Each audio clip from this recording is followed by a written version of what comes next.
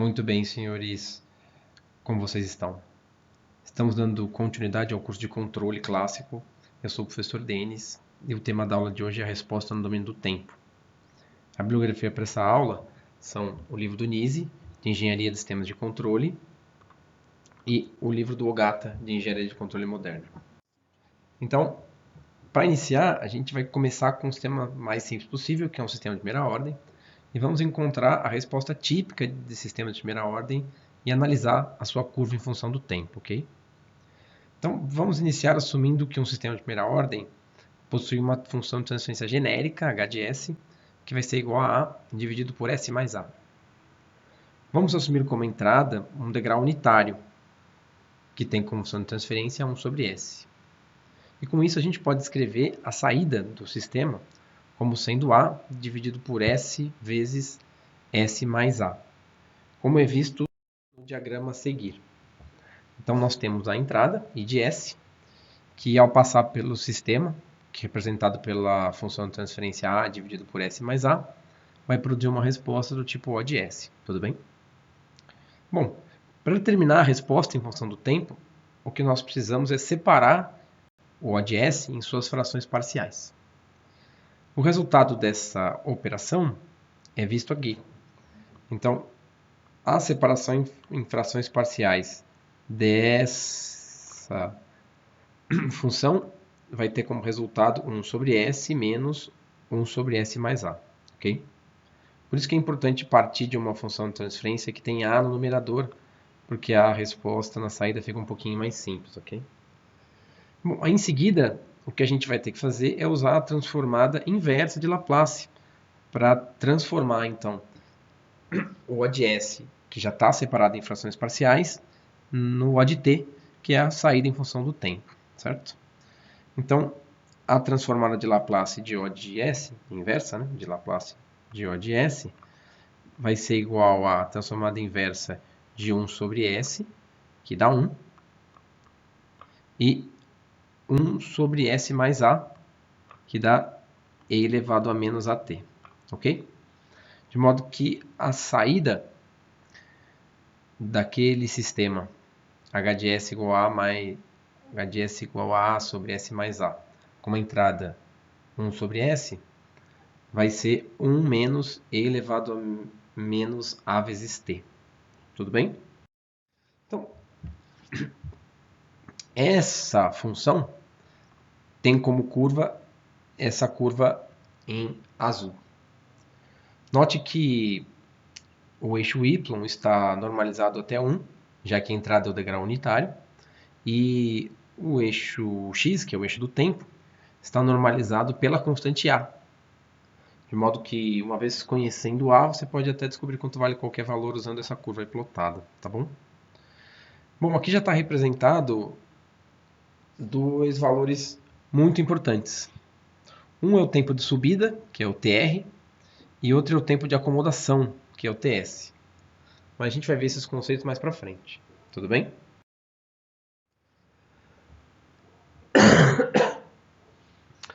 Desculpe. Bom, nessa resposta típica de primeira ordem, ele é uma exponencial. Então a gente consegue, de fato, representar essa exponencial com duas constantes importantes. O TR, que é o tempo de subida, vem do inglês, né, o rise time, é o tempo necessário para que o sistema passe de 10% até 90% do valor final. Isso, como o nosso degrau é unitário, então isso de fato vai ser de 0,1 até 0,9. Esse tempo pode ser calculado invertendo o exponencial e a resposta é 2,2 dividido por A, certo? Então o tempo para que ele passe de 0,1 até 0,9 é 2,2 dividido por A, depende só de A. Já o tempo de acomodação é o tempo para que o sistema parta do zero e atinja 98% do valor final. O valor final do sistema. E esse tempo, então, é 4 dividido por A. Então, o valor final do sistema está aqui, ó, certo? O 4 dividido por A, então, basicamente é até aqui, quando já falta muito pouco tempo. A gente sabe que a exponencial nunca vai atingir o valor final. Ele tende, no limite, para quando o tempo tende a infinito, a um valor final. No caso dessa saída, quando o tempo tende a infinito, a exponencial tende a zero e o valor final é 1. Então, a gente assume o valor final como 1 e encontra o tempo de acomodação como sendo 98% desse tempo, 90% dessa saída, para ter um tempo finito de acomodação. Tudo bem? E o tempo de subida aqui é muito importante, ele vai dizer o quão rápido ou quão devagar é a resposta do seu sistema. Tudo bem? Uma coisa que pode ser importante é quando o sistema atinge 63% do seu valor final. Tudo bem? Bom, sistemas de primeira ordem não tem muito medo. Já sistemas de segunda ordem, eles vão apresentar uma variedade de respostas muito maior. Por isso que é mais interessante analisá-los, né? Então vamos só lembrar, sistemas de segunda ordem são aqueles em que a função de transferência apresenta um polinômio de segundo grau no denominador. Então, por exemplo, né, uma possível forma para essa função de transferência é essa daqui, em que o h de s é 1 sobre s ao quadrado, mais as mais b. Então eu tenho basicamente um polinômio de segundo grau no denominador, e esse é um exemplo em que não há zeros, ou seja, eu só tenho uma constante no numerador, não tenho também um outro polinômio no numerador. Tudo bem? Bom, mas o que acontece então é que sistemas de segunda ordem podem apresentar polos que são os valores para os quais o denominador é zero, de vários tipos. Já que eu tenho um polinômio de segundo grau no denominador, esse polinômio pode ter diversas raízes. As raízes desse polinômio são os polos do sistema. Por ser um polinômio de segundo grau, ele pode ter raízes reais distintas. Então, os polos da função de transferência podem ser reais distintos. Assim como os polos podem ser reais iguais. Os polos podem ser imaginário, com parte real nula, e ainda os polos podem ser imaginários com parte real não nula. São as 4 possíveis soluções ao se tentar encontrar as raízes do polinômio que está no denominador. Para qual delas você vai, de modo geral, depende do delta, certo? Bom, e o que significa isso? Significa que, de acordo com o tipo de polo, você vai ter uma resposta muito distinta. Então, polos reais e distintos vão produzir uma resposta super amortecida, que é uma resposta que lembra um sistema de primeira ordem. Não é igual, mas lembra bastante. Polos reais iguais vão ter uma solução criticamente amortecida, que é uma solução também, de certo modo, parecida com a super amortecida. Já polos imaginários com parte real nula vão ter uma resposta não amortecida, que significa uma resposta oscilante, que oscila o tempo todo. E por fim, polos imaginários com parte real não nula vão ter uma resposta subamortecida, que significa uma resposta que oscila e ao mesmo tempo decai no tempo. Bom, então vamos estudar cada um desses exemplos em particular. Vamos começar tomando como exemplo a seguinte função de transferência, em que h de s é igual a 1 sobre s ao quadrado mais 5s mais 6. Essa função de transferência vai ter os seguintes polos, P1 igual a menos 2 e P2 igual a menos 3, que são os números que vão transformar em zero essa função de transferência ao substituir o S por esses números, certo? Então, por exemplo, se eu substituir o número S, a constante né, S por menos 2, eu vou ter que S ao quadrado vai dar 4, mais 5 vezes S, e o 5 vezes S vai dar menos 10, mais 6, que é 6 de qualquer jeito.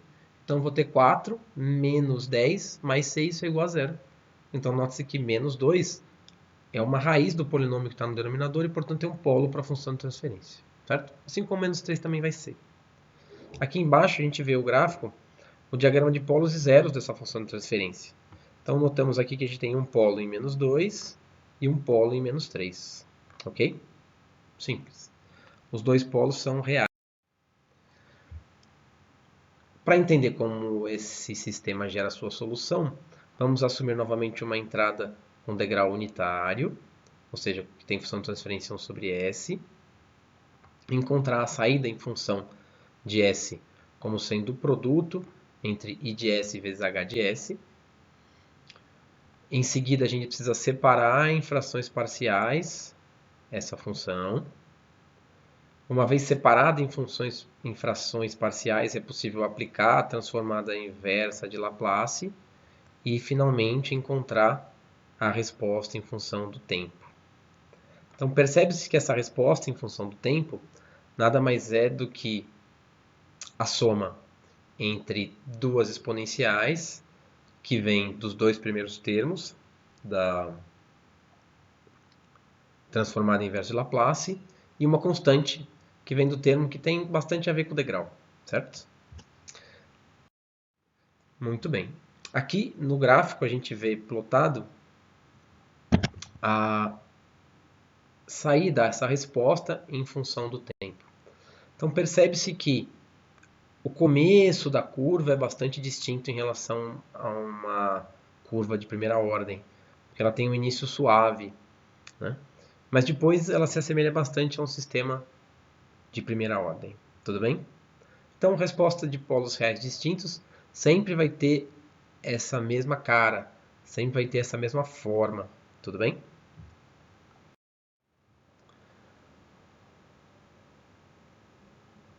Uma outra possibilidade é uma função de transferência que tenha polos reais distintos, mas que apresente um zero. Então, para ilustrar isso, a gente vai usar como exemplo uma função de transferência que é basicamente a função de transferência analisada no exemplo anterior, mais acrescida de um zero, que vale menos 1, porque no numerador, agora em vez de ter a constante 1, eu tenho um polinômio de primeiro grau, cuja raiz é igual a menos 1. Então, note aqui no diagrama de polos e zeros, abaixo do slide, eu continuo tendo os dois polos, mas agora eu tenho um zero posicionado em menos 1. Tudo bem? A resposta desse sistema já vai fazer com que ele tenha um comportamento muito distinto em relação a um sistema de primeira ordem. O zero que a gente acabou de acrescentar altera a forma de subida e faz com que o sistema suba, atinja um patamar e decaia. Mas note que esse sistema não oscila. Ele atravessa o valor final e depois tende ao valor final. Somente isso. Ele não está tendendo a oscilar, oscilar, oscilar, oscilar, oscilar. Ele não atravessa várias vezes o valor final. Ele simplesmente atravessa o valor final uma vez e depois tende por cima até o valor final, tá bom? Então, polos reais distintos podem ter sim esse tipo de comportamento, em que eu tenho um máximo e depois uma acomodação. Vamos ver o exemplo agora de polos reais e iguais, tudo bem? Bom, nesse exemplo de polos reais iguais, vamos adotar para estudo a função de transferência a seguir. H de S é igual a 1 dividido por S ao quadrado mais 8S mais 16. Então, note que as raízes do polinômio do denominador são reais iguais e valem menos 4 cada uma. Por consequência, esses dois valores aqui são os dois polos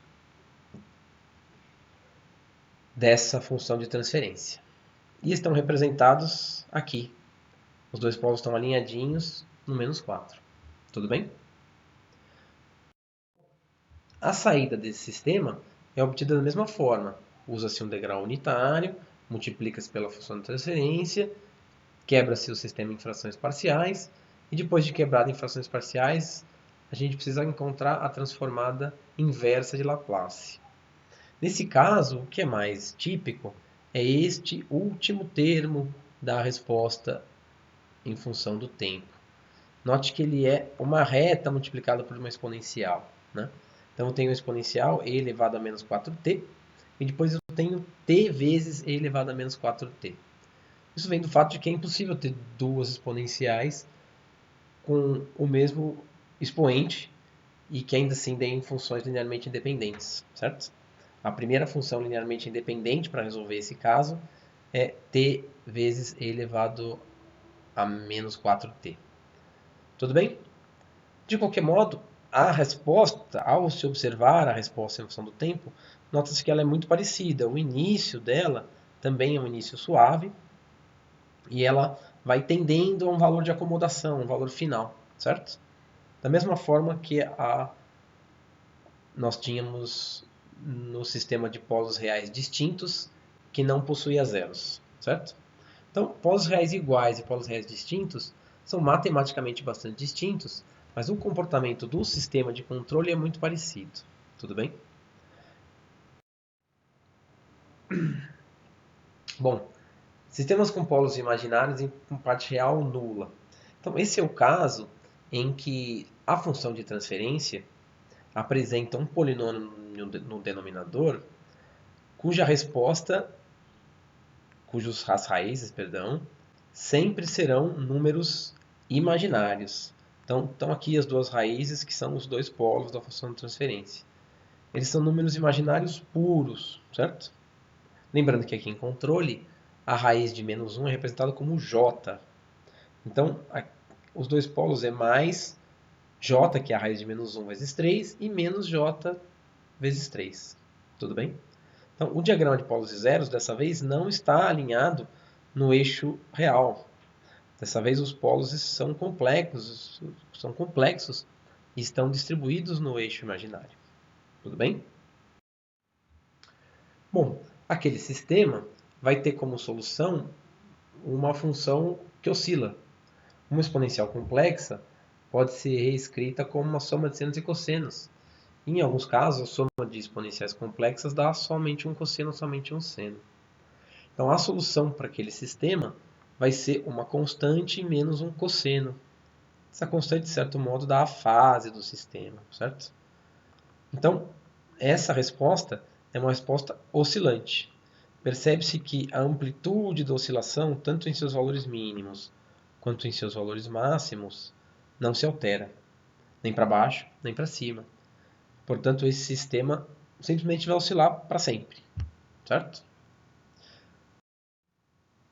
Bom, por fim, a gente vai ver o quarto caso, em que nós teremos uma função de transferência com polos imaginários de parte real não nula, certo? Então, no nosso exemplo, a função de transferência é 1 sobre s² mais 4s mais 13, e os polos são menos 2 mais 3j e menos 2 menos 3j. Note-se que, pelos polos serem as raízes do polinômio no denominador, eles sempre vão ser complexos conjugados, ok? Então, o diagrama de polos zeros reflete isso. A gente nota os dois polos aqui, porque eles são complexos conjugados. Eles têm parte real negativa. E, portanto, vai ser uma composição disso. Vai ser uma composição da parte real dos polos, que produz uma exponencial, e da parte imaginária dos polos, que é uma soma de senos e cossenos, ok? Então, essa solução típica vai acontecer sempre que eu tiver polos imaginários com parte real não nula negativa. O que eu tenho é uma resposta que oscila de fato. Então, note-se que eu tenho um máximo, assim como eu teria um máximo se tivesse um zero. Mas aqui é um ponto muito importante, porque o sistema cruza novamente o valor de acomodação. E pelo fato desse exemplo ter um amortecimento grande, ele vai cruzar e depois fica difícil enxergar. Mas ele ainda vai cruzar várias vezes o ponto de acomodação, tudo bem? Então, de fato, é uma resposta que oscila em torno do ponto de acomodação, mas vai decaindo com uma amplitude de oscilação cada vez menor. Tudo bem?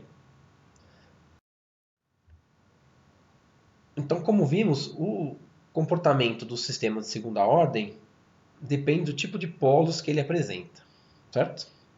Agora, é sempre complicado estudar a função de transferência da forma como a gente tem feito, porque ao olhar para a função de transferência, a gente não tem nenhuma pista do seu comportamento. Então, uma forma de analisar esses sistemas em função do tempo é reescrever a função de transferência de modo a explicitar grandezas mais físicas, grandezas que representam melhor o comportamento do sistema, ao invés de simplesmente ter um número que multiplica o S e o número da constante, que no caso era A e B, né?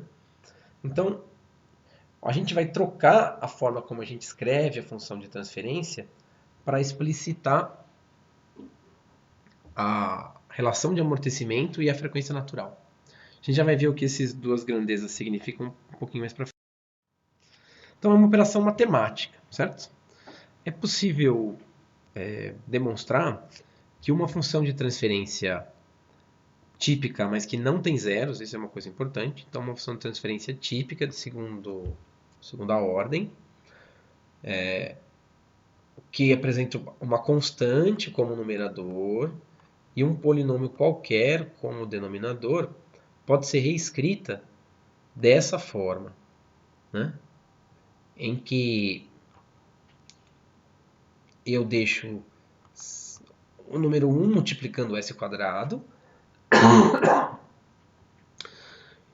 e o número que multiplica o s, em vez de ser um número qualquer, eu vou representar ele como produto de duas vezes uma constante eta vezes uma constante ômega-n vezes s. Tudo bem?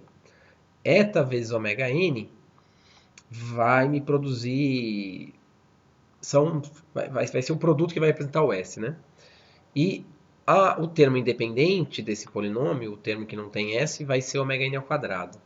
Então sempre é possível reescrever dessa forma. Na pior das hipóteses, o que eu vou precisar é colocar uma constante aqui na frente. Tudo bem? Essas duas constantes, o eta e o ômega-n, são aquelas que têm mais significado físico. Então, o ômega-n vai ser a frequência natural do sistema. Ele vai ter uma relação importante com a frequência em que o sistema oscila nos casos em que ele oscila. E eta vai ser a relação de amortecimento, e que vai determinar o quão rápido o sistema chega no seu valor de acomodação. Note, em primeiro momento, que se não houver amortecimento, se o eta for igual a zero, a gente pode interpretar como um sistema que nunca vai chegar no seu valor de acomodação.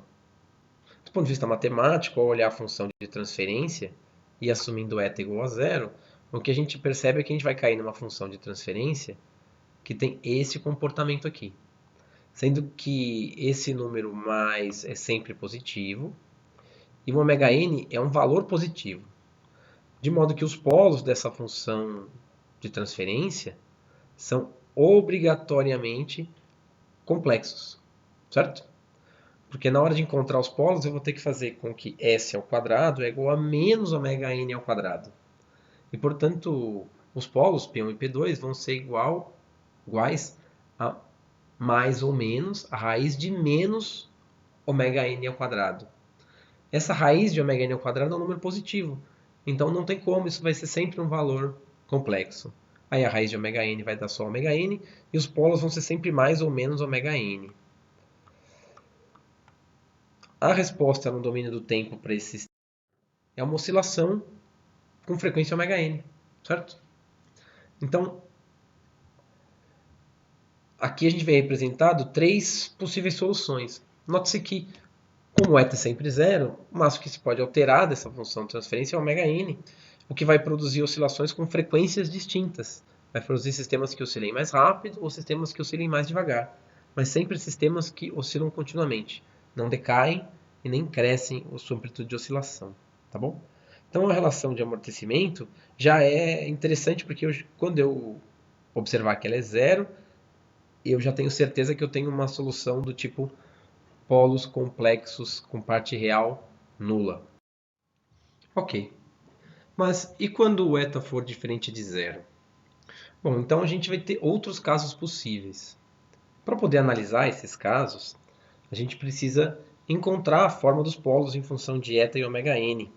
E é possível demonstrar que os polos em função de eta e ômega-n tomam a seguinte forma.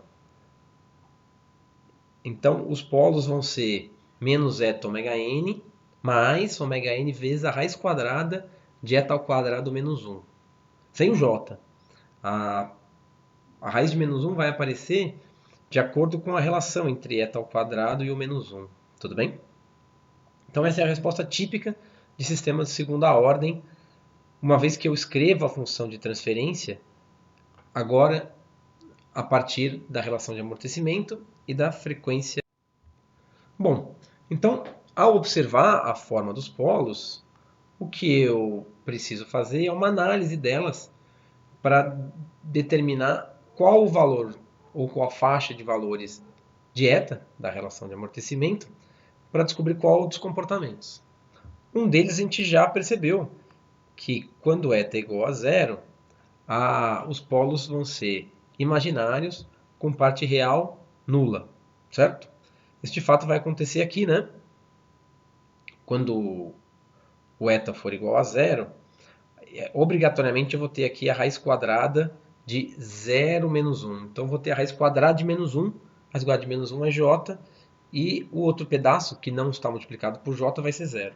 Tudo bem? Então, esse P12 aqui vai se tornar mais ou menos j ômega n. Bom, outro caso interessante e de análise mais imediata é o caso em que eta é igual a 1. Então, ao substituir eta igual a 1, nós percebemos que os polos vão se tornar menos ômega n, mais ou menos ômega n vezes raiz quadrada de 1 menos 1. Então, a raiz quadrada de 1 menos 1 é a raiz quadrada de 0, que é 0. E, portanto, esse termo mais ou menos, 0. E tudo que eu vou ter vai ser que P1 é igual a P2, que é igual a menos ômega n. Certo? Então, eu vou ter os dois polos valendo o mesmo valor. Os dois polos vão valer menos ômega n. E quando isso acontece, eu tenho raízes reais e iguais. E, portanto, eu tenho um sistema criticamente amortecido e uma resposta criticamente amortecida. Ok? Então, esse também é um caso direto. Os outros casos, a gente vai encontrar as suas faixas, certo? Eu tenho uma faixa em que eta é maior do que 1. Sempre que o eta for maior do que 1, este valor, que é a raiz de eta ao quadrado menos 1, vai dar um número positivo. E, portanto, eu não terei partes imaginárias nos polos. Mas este mais ou menos da solução dos polos vai criar polos reais distintos, certo? E a solução vai ser superamortecida. E, por fim, eu tenho uma faixa de valores em que o eta é maior do que 0 e menor do que 1. Isso vai fazer com que a raiz quadrada de eta menos 1 varie em uma faixa de valores que vai de menos 1 até quase 0, até um pouquinho menos de 0, porque não é eta exatamente igual a 1, é eta menos 1. E, portanto, ele vai gerar polos imaginários com parte real não nula, certo? Porque essa raiz quadrada ainda assim vai ser negativa, e eu vou precisar usar o j para encontrar soluções. Tudo bem? Nesse caso, a solução que eu vou ter vai ser a subamortecida. Portanto, veja que interessante. A relação de amortecimento, o eta, define o tipo de solução. Ao escrever a função de transferência com essa forma típica, eu explicito a relação de amortecimento e ainda consigo um número, que é essa relação de amortecimento, que apenas por inspeção do seu valor eu consigo distinguir qual o tipo de forma de saída. Interessante, não? Bom, aqui então eu tenho 3 possíveis soluções, 3 possíveis respostas em função do tempo, para funções de transferência com uma ômega n constante igual a 2, mas cujo eta vale meio, 1 e 2. Então note que eta igual a meio está na faixa de sistema subamortecido, com resposta subamortecida, certo? Polos reais, não, polos imaginários com parte real não nula. E essa curva laranja aqui, então é uma curva que oscila bastante. Ela ultrapassa o valor de acomodação, depois volta, ultrapassa e assim por diante. Não é? Já eta igual a 1 é a resposta criticamente amortecida, em que eu estou no limiar para passar para uma resposta superamortecida, na qual eu tenho soluções puramente reais. Tudo bem? Bom, note-se que nos 3 casos, só mudando a relação de amortecimento, o valor de acomodação não se altera. Apenas a forma da solução. Todos eles estão se acomodando no mesmo valor final. Tudo bem? Isso também é importante. Bom, vamos olhar com um pouco mais de cuidado o sistema de segunda ordem subamortecidos, porque eles são muito importantes para controladores modernos. Esses são os casos em que os polos são complexos com parte real não nula, né? De um modo geral, é nessa faixa que a gente configura os controladores P e D. E controladores P e D tendem a gerar sistemas de pelo menos segunda ordem. Vamos dar uma olhada nessas soluções, do mesmo jeito que a gente fez com a primeira ordem, e encontrar quais são os valores típicos dela, quais são os valores importantes para a sua solução. É claro que, de um modo geral, a gente pode expandir isso também para soluções de sistemas superamortecidos, mas que tenham zeros, tudo bem? Então vamos dar uma olhada em 3 sistemas típicos, mas ainda assim todos subamortecidos. Note-se que a gente iniciou com uma curva laranja em que o eta vale 0,2. Ao aumentar o amortecimento, o sistema continua oscilando. Ele continua atravessando e voltando e atravessando de novo o valor de acomodação, que fica aqui perto do 1. Mas a amplitude das oscilações vai caindo à medida em que você vai aumentando o amortecimento, né? Isso, de algum modo, é quase intuitivo. Bom, isso vem do fato de que é possível encontrar uma solução geral para sistemas subamortecidos, sempre que a entrada for um degrau. Então, se eu aplicar como entrada um degrau unitário e observar a sua saída, essa saída vai ter essa forma, certo? E a solução geral para esse sistema, uma vez sabendo que eu estou no caso de eta entre 0 e 1, vai ser dada pela seguinte equação. O de t, a saída em função do tempo, é 1 menos tudo isso daqui. Bom, o que é tudo isso daqui? Primeiro é uma constante, que depende só da relação de amortecimento, que é 1 dividido por raiz quadrada de 1 menos eta ao quadrado. Então percebe que essa solução só vai funcionar para quando eta está entre 0 e 1, senão eu teria um número complexo como resposta à função do tempo. Eu não posso ter isso. Bom, essa constante, que só depende de eta, é multiplicada por uma exponencial, que é igual a e elevado a menos eta ômega nt. Bom, esse eta ômega nt, então vai dar um amortecimento. Percebe-se então que o amortecimento depende do eta, mas é claro, depende de ômega n também. Isso tudo multiplicado por um cosseno, um seno, que basicamente vai dar a oscilação da resposta, né? Então, quem multiplica o cosseno, qual é a frequência que multiplica esse tempo? É ômega n raiz de 1 menos eta ao quadrado, certo? Então, note-se que o sistema não oscila na sua frequência natural. Ele oscila com uma frequência natural modificada por esse fator raiz quadrada de 1 menos eta ao quadrado, tá bom?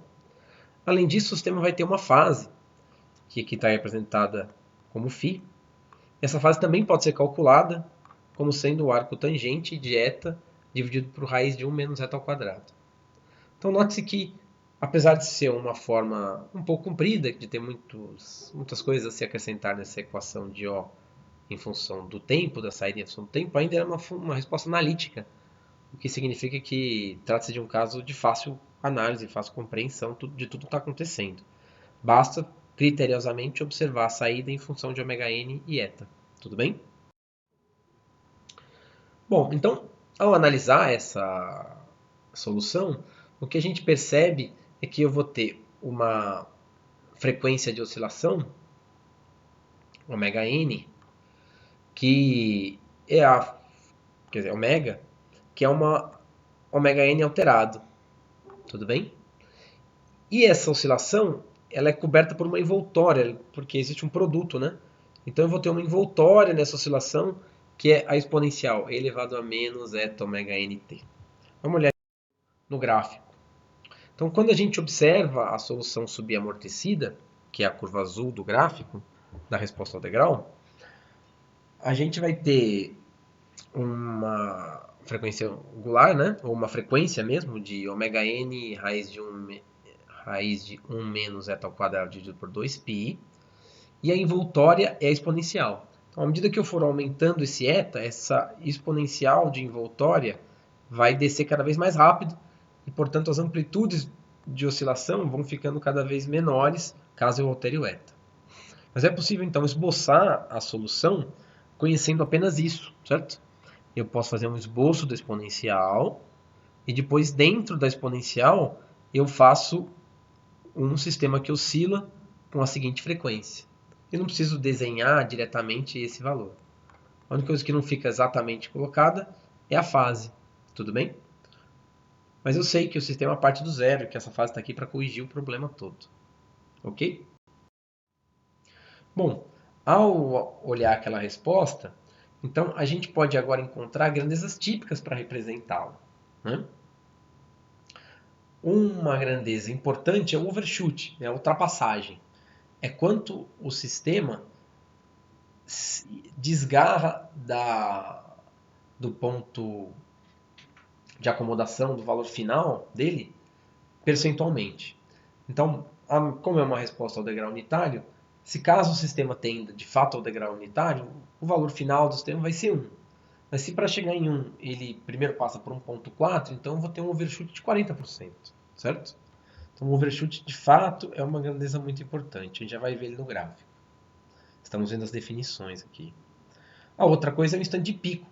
Então, qual o tempo necessário para encontrar o primeiro valor de pico? No primeiro valor de pico eu também vou tirar o overshoot, certo? Então, quanto tempo demora para ele bater nesse overshoot e depois começar a cair e oscilar cada vez menos? Por ser um sistema que oscila, é difícil definir o tempo de assentamento como a gente fez daquela vez, né? Quando ele atingiu os 98%. Mas é uma ideia muito parecida. O tempo de assentamento vai ser definido agora quando as oscilações não passarem mais de 2% do valor de estado estacionário, do valor de acomodação, certo? Então eu vou usar agora um 2% aqui. Antes eu usei 98%, agora eu uso a diferença, os 2%, certo? Sempre que essa oscilação não cobrir mais 2%, então eu posso dizer que o sistema já está assentado. Eu aproximo 2% de oscilação como oscilação nenhuma, tudo bem? E por fim, o tempo de subida, e o tempo de subida não muda. O tempo de subida é o mesmo conceito do sistema de primeira ordem. É quanto tempo demora para o sistema passar de 10% até chegar em 91%, 90%, desculpa, do valor final, do valor de acomodação. É isso no gráfico. Então, nesse gráfico eu tenho representado o degrau em lilás e a entrada como uma curva azul, tudo bem? Então, note-se que a curva de resposta ultrapassa aqui, ó, o valor de entrada, mas ao final o sistema tende a se acomodar no valor de entrada. Então o que eu preciso notar é quanto que é a diferença entre o pico máximo que ele atingir e o valor de entrada. Essa diferença vai ser o overshoot. Tudo bem? Bom, o instante em que isso ocorre, o ponto no tempo em que ele chega no overshoot é o instante de pico, certo? As outras informações importantes são o tempo em que ele, o ponto em que ele passa a oscilar não mais do que 2%, e quando ele chega nesse ponto, eu digo que eu passei o tempo de assentamento. Então a diferença entre o zero e o instante onde ele atinge uma oscilação menor do que 2% do valor de acomodação é o tempo de assentamento. Tudo bem? E por fim tem o tempo de subida. Então, para a gente entender melhor, eu fiz um zoom aqui, plotei a mesma curva, só que com um zoom no início dela, certo?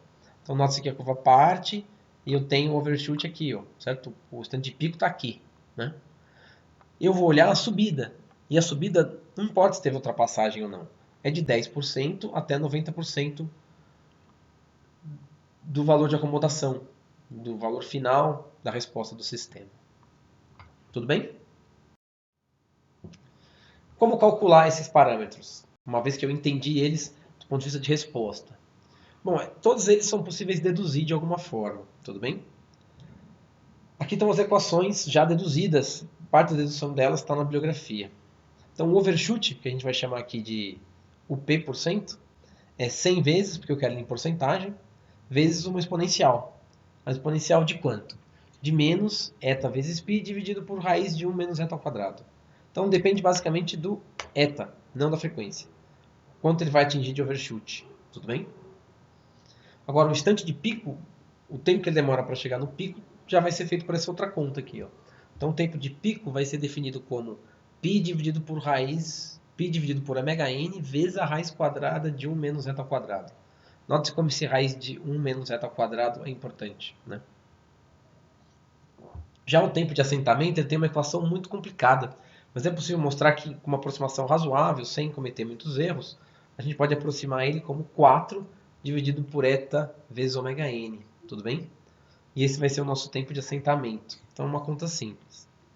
Já o tempo de subida, infelizmente, não tem uma equação analítica, nem aproximada, uma aproximação que valha sempre, tudo bem? Então o melhor jeito é ou usar um gráfico, ou no nosso caso aqui, a gente vai escolher fazer isso por uma tabela. E a gente vai usar uma tabela em que eu tenho valores típicos de eta, valores espaçados de eta, 0,1, 0,2, 0,3. E depois vou fazer uma interpolação linear, caso eu precise do tempo de subida, para valores intermediários. Se eu precisar de 0,15, então eu vou pegar a média entre 1,104 e 1,23, né? Então, se eu precisar de um valor que está bem no meio da primeira faixa, entre 0,1 e 0,2, eu vou ter que encontrar, fazendo uma pequena regra de 3, quanto que é o valor típico aqui, tudo bem? Usando uma média ou coisa do tipo, certo?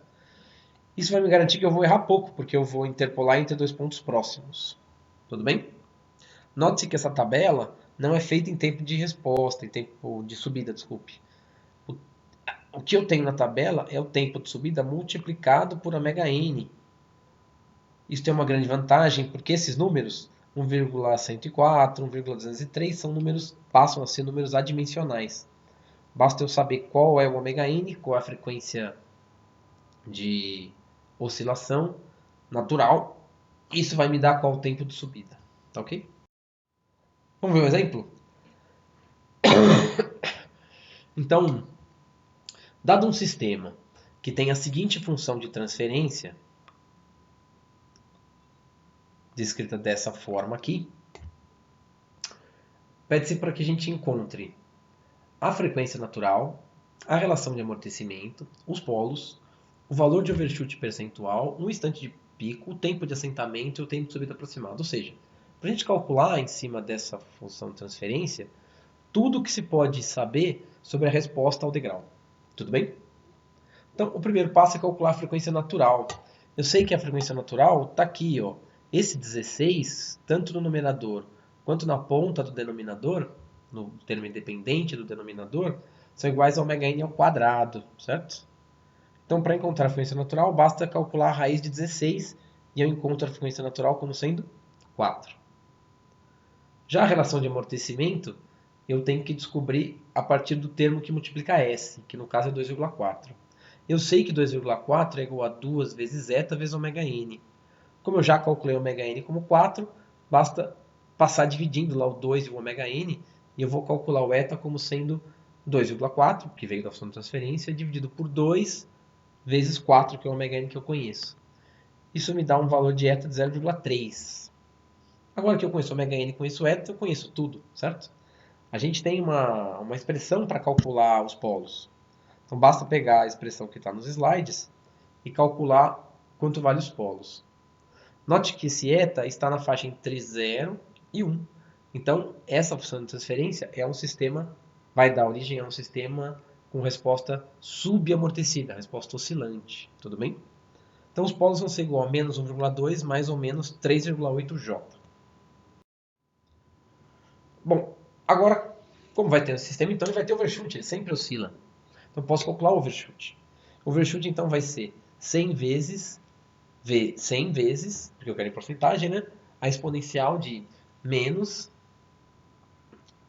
0,3 vezes 3,14 dividido por raiz de 1 menos 0,3 ao quadrado, certo? A aplicação da fórmula diretamente vai dar um overshoot de 37%. Tudo bem? Para encontrar o instante de pico, então eu faço π dividido por